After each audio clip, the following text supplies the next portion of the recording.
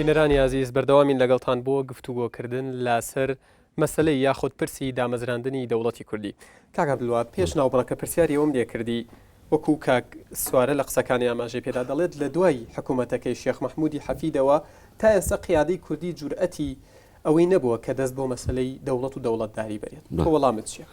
طبعا دوای حرب عالمی دوم یەکەم و دووەم زان کە دنیا زۆر بە دوو جار تووشی تەقسیمێکی زۆر گرنگی جوغرافی سیاسی دموگرافی بوو لە دنیا بێگومان و دنیا بوو بە دوو جەمسەری سیاسی زۆر تند کە نەکەر میلەتی کورد بەڵکو زۆر میلەتانی دنیا و وڵاتانی دنیا و لەتەوەی دنیا بوون بە زەحی ئەو ململانێت تند و کە پێوتە شەڕی سەرد یعنی هەتاکو ئێمە لەوەتەی لە ڕاپەڕینەکانی بارزان و لە دوای شێخ مەحموود نەمر ڕاپەڕینەکانی بارزان شۆڕشی بەرزانی یەکەم دووەم و شۆڕشی ئەیلول وام شۆڕشینە یا گوڵان و کۆڵێت یان شۆڕشی 2076 دەستی پێکردەوە هەموو ئەمانە شۆڕشە بوون بەڕاستی بوون بە فاکتە ینی دیفاکتۆیە ئەمر واقع و شەڕ بەسەر میلەتێکە سەپێنراوە ئەم میلەتە لە پێناوی مانەوەی خۆی خەباتی کردو چەشی هەڵگرتووە ڕوبەڕووبەتەوە و لە زۆر کاتا بۆ یەکەمین جار و بۆ دووەمین جار و بۆ سەمین جار هەردوو جەمسەرەکەی دنیا سارد و لە شەڕی ساردە زۆر جار لەسەر کێشەی کوردیەکیان گرتووە و پیلانیان کردووە و جا نایبرێ پیلان نایبرێ مەعادات و پەیمانیان مۆر کردووە ئیمزا کردووە لەبەری گەماڕووی شۆڕشی کورد بن و گەماڕووی ئەو بڕکە کورد نەبێتە شتێک دابەشکردنی کوردستان بۆ چوار پارچە و ئەگە بیکەن و پێنجەوەی رووسیا حساب سۆڤێتی کۆش حساب بکەین ئەمە خۆی لە خۆیان دەردێکە کە بەڕاستی کورد ینی لە ڕووی سیاسیەوە لە ڕووی دموگرافی لەڕووی تەواصل ینی ڕایاڵە و کەناڵ لەبێنی ئێمەی کوردەکوونەتەوەیەک و پشوکردنمان هەر لە هەر پارچە لەم پارچانە و دابڕینمان لە ڕووی کۆمەڵایەتی لە ڕووی اقتصادی لە هەموو ڕوویەکەوە کە لە پووری و کەلتوری و مێژووی هەموو شتێکەوە وای کردبوو کورد دائیمەن لە فاکتەرێکی یعنی هەم زەعیف بێ وەکو خۆی بۆ خۆی ینی هێزێکی و تۆی نەبێت توانایەکی و توی سەربازی و اقتصادی و بەشەری نەبێت کە بتوانێت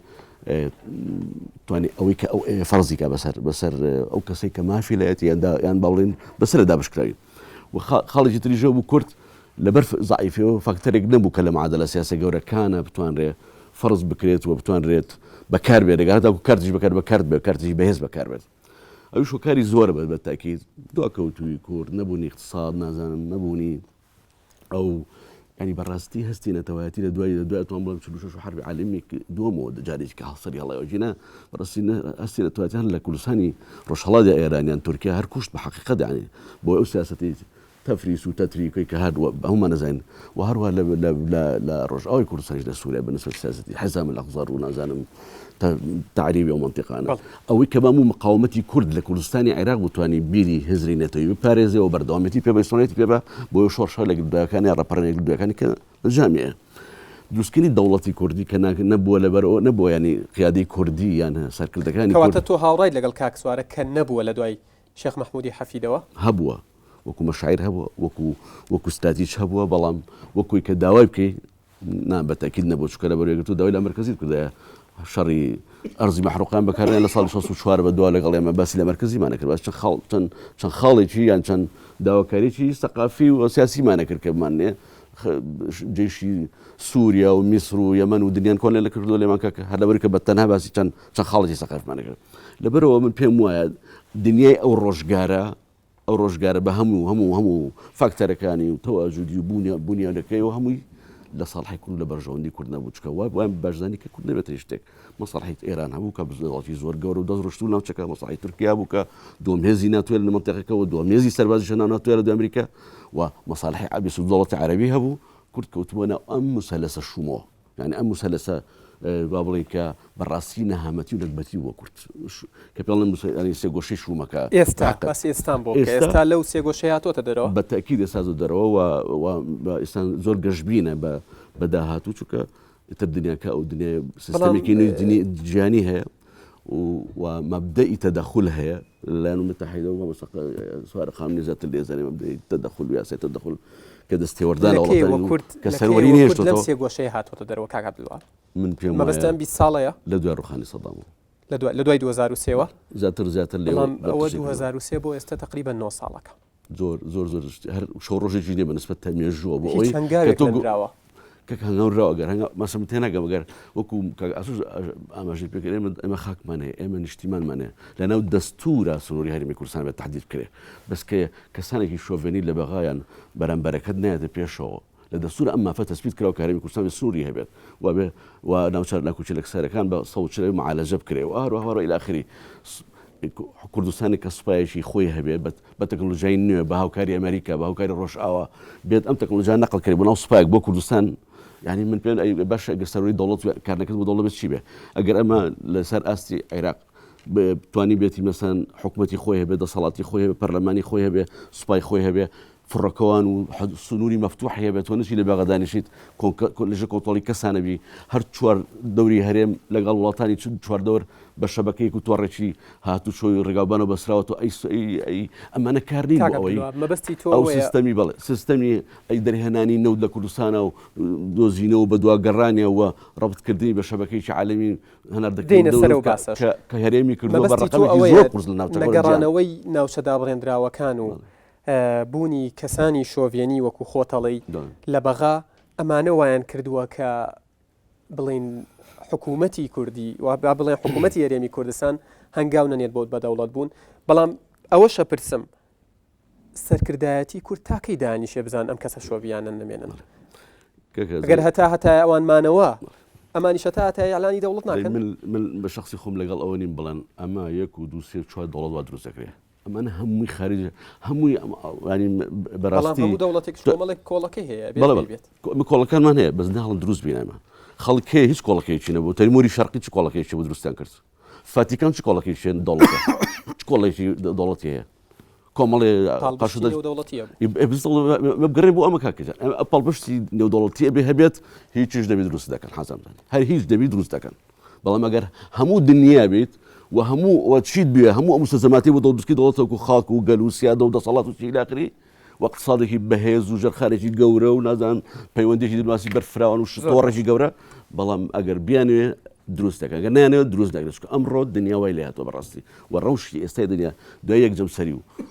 انفرادکردنی ئەمریکا بە هەموو سیاسەتی نێودەوڵەتی لەگەڵ بە هاوکاری لەگەڵ وڵاتانی ئەوروپا وایان کردووە کە تۆ نەشبێت توان دەوڵەتکە تۆ بژبیناڵ دەڵۆزکە لە ماوەی ئەم 20 ساڵەیە حقیقەتێکەیە کە کەس ناتوانێت ئینکاری بکە ئەوی شەوەیە کورد بە شێوەیەکی گشتی هەمیشە پاڵپشت و هاوپەیمانی ئەمریکا بووە بە تایبەت دوای 2023 ئەم پاڵپشتی و هاوپەیمانێتیە زیاتر بە چڕی دەرکەوتووە بەردەوام سەردانی بەرپرسەکانمان سەردانی ئەمریکاکەن ئەوان سەردانی ئێمەکەن بەڵام تا ئێستا توانای ئەوەیان نەبووە کە پاڵپشتیەکی نێودەوڵەتی بەدەستبێنن بەرپرسانی کورد ئایا ئەمەش خۆی لە خۆیە خەلەلی بەرپرسانی هەرێمی کوردستان نییە من باوەڕ ناکەم چکە لەبەری فەکتێکی زۆر گرنگەویش بەرژەوەندی ئەمریکا و ڕۆژئاوا لەم ناوچەیە بەڕاستی ئەوان خەوێن پێوە بینە ڕۆژە بگەن و خوان و نابوو لە مستەڵاحی سیاسی عەرەبیان هەمووی هەدافیە یعنی بگەن ئەم ناوچەیە بەڕاستی ئێستا هاتوونەوە ئەم ناوچەیە هەموو شتێکن خۆی تیانە تێ بەڕاستی ئەبێ هاتوون بێ کۆمەڵێ بەرژەوەندی خەڵکی کەس بپارێزن لەگەڵ بەرژەوەندی کورد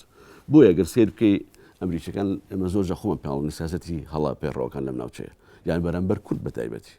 یعنی کە کاتی ئەوان ئێمە ویستمان بچینە کەرکووکەوە لە دوای ڕاپەڕین و لە دوای ڕوخانی سەدامی جارێکی تر کەرکووکی ئەوە ئەمریکیەکان بوون ئێمەیان دەکرد کاکەجان کەسی کە بێدەر نەکە عەرەب لە جنوب بۆ نەهاتێ بە دەرکا جێشێکی عێراقی نەما بوو ئێمە دەرکا ئەمریکا بوو بە ئێمە وتێ بڕۆنە دەرەوە ئەمریکا بوو نێژ عەلەمی کوردستان لەناو شارێکە هەڵباسن ئەمریکا بوو نێژ کە ئێمە چاخانەیەکە بوون ڕێگەی پێم چاخانی کوردستان بەن عەلەمەکە داگون جوندی بریشی منفرەزە بچن عەلەمەکە زۆر باشە دەست خۆش بێ زۆر سپاس کاکە سودێمە لای تۆ دروستکردنی دەوڵەتی کوردی پرۆژەیەکی نەتەوەیی ڕەهایە بەڵام لە ئێستادا هەندێک ڕایان وایە کە چەند کەسانێک و لایەنێکی دیاریکراو یاخود چەند لایەنێکی دیاریکراو دەیانەوێت ئەم پرۆژەیە بکەن بە موڵکی خۆیان تۆ تا چەند هاوڕای لەگەڵ ئەمەیە ئایا فعلەن شتێکی وا لەو بارەیەوە لە ئارادایە خۆی ئەو پرسیار گرنگە بێ بکرێ ینی مەبەست لە دروستکردنی دەوڵەت و پاڵنەر بۆ دروستکردنی دەوڵەت چییە ئایا دروستبوونی متمانە و بە قەناعەت گەشتنی ڕای گشتی ئەو دانیشتوانێ ئەو خەڵکەیە و ویست و ئیرادەی ئەوانە یا موقف تەجلیلکردنێکی مێژوویە بۆی کە من وای هەنێ جار کێبڕکەی موقف تەجلیلکردن لە نێوان لایەنە سیاسی و کەسایەتەکانە هەیە کە کێ زیاتر بڵین دروشمی قەبەتر و گەورەتر بەرز بکاتەوە و سەنوێکە بەناوی ئەوەوە تۆمار بێ و ئەو بێ بە خاوەنی پرۆژە و پێشنیارەکە ئەمە لێکدانەوەیەکی هەڵەیە لە سیاسەتا چونکە دەست پێشکەری لە کێبەرچێکردن لە هەڵەکردنا کێبەرچێکی سەرکەوتوانە نییە یعنی ئەبێتۆ کارێ بکەی کە لەگەڵ قەناعەت و بۆچوونی میلەتەکەتە یەک بگرێەوە بێ هەنگاوە بنی کە بتوانێت ئەم هەنگاوە بەرپا بێ بتوانێت حەزەکەم بە دیاریکراوی قسە بکەی کێن ئەوانەی ئەم هەڵاناکەن کێن ئەوانەی کێبڕکیەکەن لە کردنی هەڵایە بەبێ لێ دەرکردن هێزە سیاسەکانی هەرێمی کوردستان ئەوەنەی شەڕی دەوەن بە ئاشەکەن ئەوەنە شەڕ لەسەر دەستکەوتێکی تاپۆنەکراوی ناموسۆگەرەکەن ئەوەنە کاری هاوبەش ناکەن بۆ ڕزگارکردنی میلەتە لەو دۆخە نیگەرانی و قەلیقەی کە تێکەوتووە داواکردنی دەوڵەت لەوەیە هیوا بڕاوبوونە لە عێراق من وا ئەبینم ئەگەری بە دیموکراسی بوونی عێراق ئەگەرێکی مستەحیل نیە بەڵام ئەگەرێکی زۆر زۆر دوورە بۆیە تۆ بیر لە ڕێگەی ئەوە بکەیتەوە دروستکردنی کیانێکی هەرێمی کوردستان ئەگەری سەرکەوتنی ڕەنگە بڵێم مسۆگەرتر و لە پێشترە من وا ئەبینم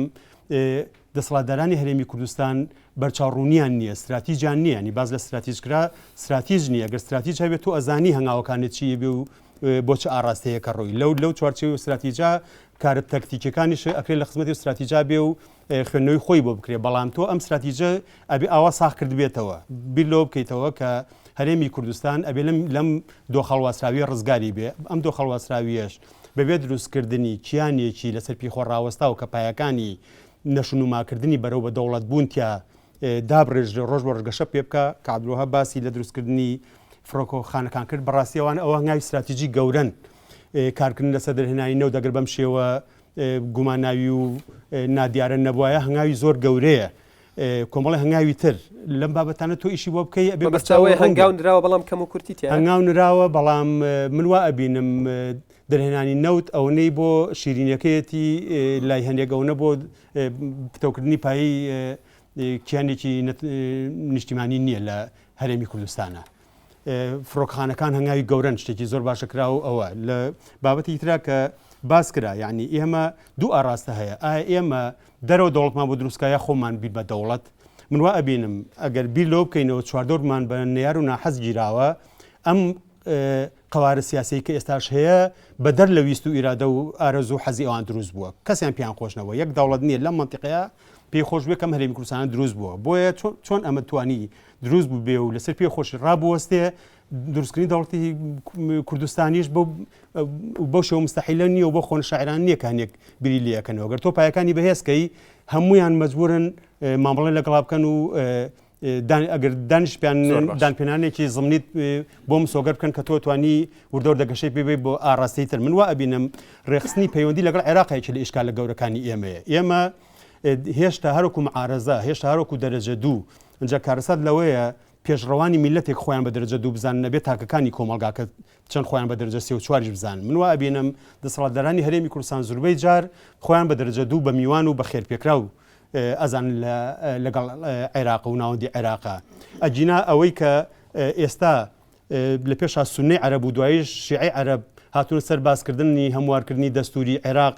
بە ئاڕاستەی کەمکردنەوەی دەسەڵاتەکانی هەرێم و دەستکەوتەکانی هەرێم ئەوایە کورد لە ناوخوا ئەوەنە پێگەی بەهێز بکردایە ئەوەنە خۆی تۆکمە بکردایە کورد داوای نەکەوە هەموارکردنی ئەو دەستورە داوای هەڵوەشانەوەی ئەو دەستوری بکردایە بۆ ئەوەی کە بەڕاستی هەرێمی کوردستان لەسەر خاکی هەموو هەرێمی کوردستان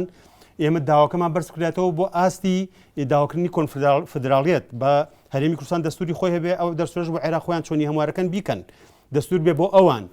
ئەم دوو قوارە سیاسیە با لە چوارچێوێکی کۆنفدراڵیە ئەنی حەقە ئێستا ئیش بۆ بکەین بۆ ئاڕاستی بڕۆن بەڵام بەم حاڵەوە داواکردنێکی وا داواکردنیەکە فقط لە زەرورزیان زیاتر بەرهەمیشی نابێت چکە تۆ ناتوانانی لەسەر پێخۆڕا بۆستی ئەوانەتوانن 1001 کارتیان هەیە گوشار بخەنە سەر تۆ هیچ کارتێکی جدید نییە گوشار بێ سەرەوە ئێستا لەم ڕۆژانە کردەوە کە هەڕەشەکرا وەستانی نەوت هەرێمی کوردستان ڕائەگیرێ ئەمە کارتێکی سوتاوە یعنی تۆ نەوت ڕائەگری ئەو ئەتوانێت سەررجەمی میزانی تۆ ڕاگرێت کە لە سانەوە بەرەژووری میزانەکەی تۆ بەڕێوچوونی ژیان لەم وڵاتە لە دەستی ئەوەیە تۆ 100,000 بەرمیلەکە بکە بە 10 بەرمیل بۆ ئەو پرسیارەی تۆ دوایی ئاراستەی کاک عەبدولوا بەکەم کاک موحسین دێمە لای تۆ وەکو برادران باسییان خواردم گیان سەرێکیش خواردم باشەمە سەر چاو تاویزی یەکەم بۆ پێشووی دەبڵ بوو بەڵێ کاک موحسین ئەگەر باس لەوە کرێ کە وەکو کاگاسۆ و کاک عەبدولوا بیژوتیان دروستکردنی مەتار و فڕۆکەخانە هەیە هەنار نەود نێدراوەتە دەرەوە لەسەر ئاستێکی جیهانی چەندین کۆمپانیای زەبەلاحی دەرهێنانی نەود لەم هەرێمە ئیشەکان زان کۆمان هەیە، هێزی سەربازی و چەکداریمان هەیە. ئایا هەست ناکەی کە ئەوترێت حکوومەتی هەرێمی کوردستان بەرپرسانی کوردستان هەنگاویان نەناوە بۆ بەدەوڵات بوون؟ ئەمە غەدرێکی گەورەیە لەوانەکرێت. وڵا کاک یادگار خۆی ئێمە لەبەرەوەی وەختی خۆی هیچ کەناڵێکمان نەبووە بۆ پەیوەندیکردن بە دەرەوە، ئێستا مەتاڵمان بلاوە گرنگە، چونکە پێشتر نەمان بۆ لەم ڕەوە حەقمانە، ئێمە شعور بە نەقسمان هەیە. بەڵام ئەگەر مەتار قیاس بێ بە دەوڵەتداری لە ڕاستیا بێ کرماشان پێش هەولێر دەوڵەت بێ و سنە بە هەمان شێوە وامانشمیان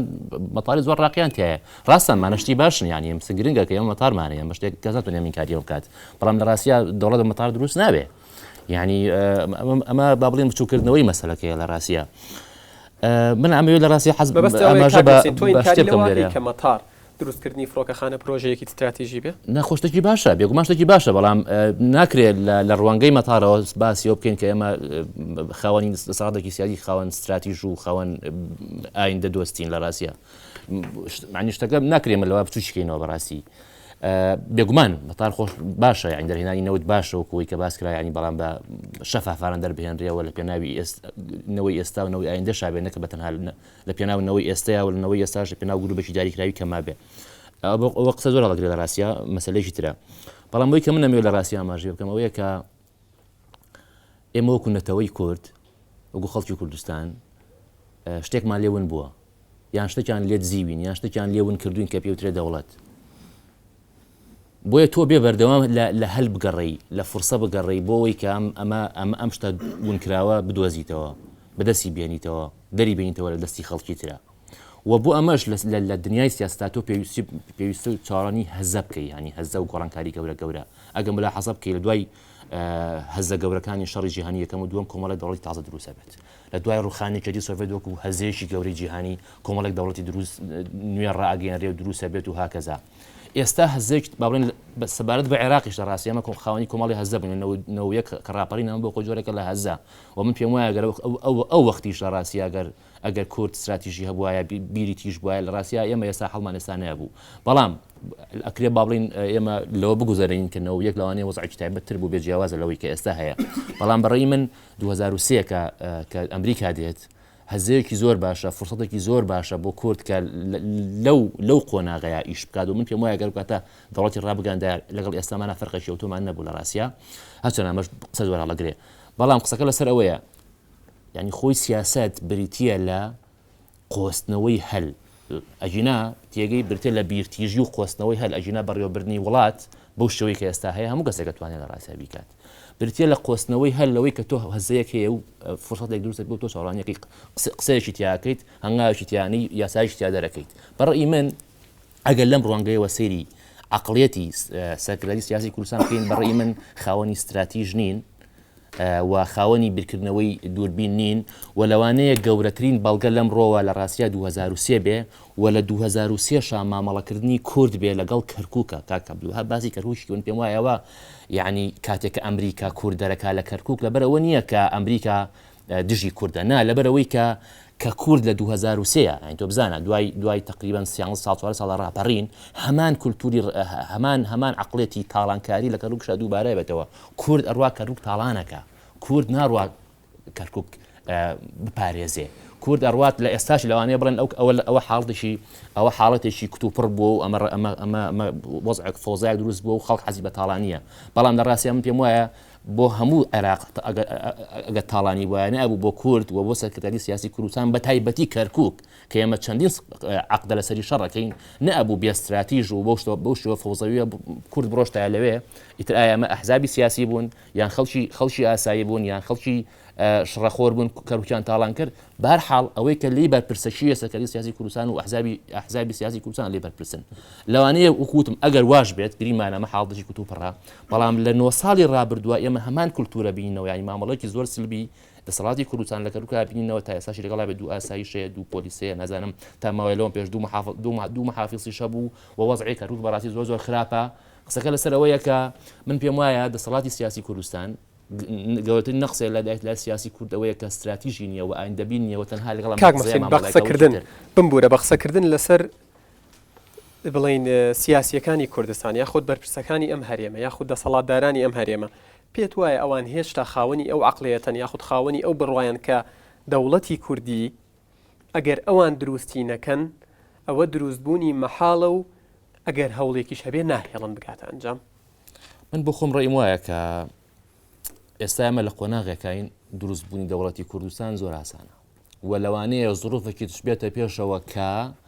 کۆمەڵگای نێو دەوڵەتی ئەم دەوڵەت وم چوارچەوەیە بەسەر ئەمەیە فەرز بکەن. من لەم ڕۆ گەشتبینم تێگەی یعنی پێم وایە ئەوەی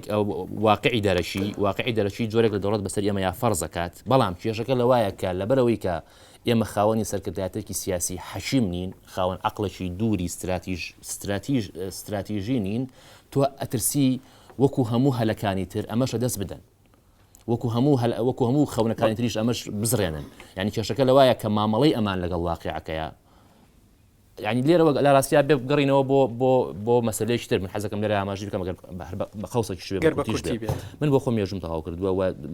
زۆر با بڵین خەریکی خوێندنەوەی مێژووی کورد بووم و زۆر بە شوێنەوە پرسیارەیە گەڕاوم هەر لە مەرحەلەیەکی جامیعەمەوە لە 94ەوە لە 93ەوە بە شوێن ئەوەیە کە بۆ کورد نەبووە خاوەنی دەوڵەتی کوردستان، دەوڵەتی خۆی، دەوڵەتی سەربەخۆی خۆی. بێگومان زۆر دیراسەش لەم بارەیەوە هەیە، زۆر خوێندنەوەش لەم بارەیەوە هەیە. ئەوەی کە کێشەیە ئەوەیە کە زۆربەی دیراسەکان زۆربەی خوێندنەوەکان ئەوە ئێستاشی لەگەڵا بێ لە ڕاستیا هۆکارەکە گەڕێنەوە بۆ هۆکاری بابەتی. بەڵام بەڕێی من ئەو کاتەش قەناعەتم وابوو کە بیدایەتی ڕاپەڕین بوو ئەوەی هۆکاری سەرەکیە، هۆکاری زاتیە، هۆکاری خۆدیە. و پێشم وایە 21 ساڵی ڕابردوو ئەوەی سەلمان کە ئێمە پیاوی دەوڵەتداریمان نییە و زۆر بەڕێی منەوەیە کە 21 ساڵی ڕابردوو بۆەوەی حەقی تۆ نەخۆم گەر بە کورتی وەڵام بم بوورە. کاک مەحسین لە قسەکانی ئاماژەی بەوەدا کە سیاسیەکانی ئێمە کەسانی حەکیم نین و استراتیژیان نییە و بە هیچ شێوەیە کەنگاویان نەناوە بۆ ئەوەی دەوڵەتێکی کوردی دروست بکەن. گەر بە کورتی وەڵام لەگەر ڕاکانیان بۆیە تەیید بەس 100% لەگەڵی منێک لە سەدانەوە دوانە. بەڵام من چەند خاڵی گرنگە پێشوی کۆتایی بێ بڵم. یەکەم بەڕاستی زۆر جا پرسیار دەکەن کە کاکێکی هەیە حەز لە دەوڵەتی کوردی نەکە. ئەمە یەکسەر ئەوەت پێڵن تو بڵی فڵانکە حەزی لێ نەکە باسی سیاسیەک یا سەرکردی یا کێگەڵەیە من عەلیم جوێنی پێەیە بە دەوڵەتی کوردی. من ئەڵێم حەزیایە ویزیایە هەبێ بتەوێ هەمومان حەزە زۆر شتەکەین بەس ئەوەی شتەی کە وتمان کار بۆ واکەین. من بەڵام بۆ نامانەوێ لەبەر ئەوەی ڕێگەیەکی ترەگرین سەرمان لێ تێکچوو بێت بیرکردنەوەمان لە قەزای استراتیژی تێ نەگەین لە ئەهمێتی دەوڵەت نەگەین. ئەم خاڵە زۆر مهمە. حەز لەگەڵ ویستن هەمومان ئەو شتە کار بۆ ئەو ئاکەین کە ئەمانە بێ. مەجنە هەموو کەس حەز زۆر شتەکە ڕێگە سەدامش بێ خۆش بێ دەوڵەتێکی کوردی حەزکا بێ بەزە عێراقانە لە شمالی وەکو پێڵی عێراق. ئەمە یەک دوو کاک سوارەگەر بکرێ بە کورتی سپاسەکەم. باشە سێک ڕەبزی دەوڵەتی کوردیەکە هەرێکی بە یەک جار بەنەوەیەکە ئەوە جاری پێشوو تەواو نەکرد. یەک هەیە بڕای پێی نییە بۆ باسی ناکە بڕای بە دەوڵەتی کوردی نییە. ئێستا دوو هەیە بەدیلی بۆ دەوڵەتی کوردی هەیە بەداخۆ ئەمە زۆر ئەمە بەدیلی هەیە ئەڵێ تۆ مەرجێ دەوڵەتە دەبێت تەمام هەمووی من هەرچێکی ڕەبز دەکەم. سێهم بۆ کۆمەڵی هۆی مستعسیە گێڕێتەوە مثلەن هیچ سەر جوغرافیەکەی وایە و هینی کەناری نیە ئەمانە حەزم ئەو کاک سوارە زۆر سپاس لە بەشی دوو هەمە ڕێگات پێم خاڵەکانت بە ئیزراحەت بخەیتە ڕوو. زۆر سپاسانەکەم. بەڵێ بینەرانی عزیز لێرەدا بەشی یەکەمی ئەم بەرنمەیە کە تایبەتە بە قسەکردن لەسەر دەوڵەتی کوردی کۆتایی دێت تا لە بەشی دووهەمدا پێتان دەگەمەوە و پێتان شاد دەبمەوە. خواتان لەگەڵ و ماڵتان ئاوا بێت.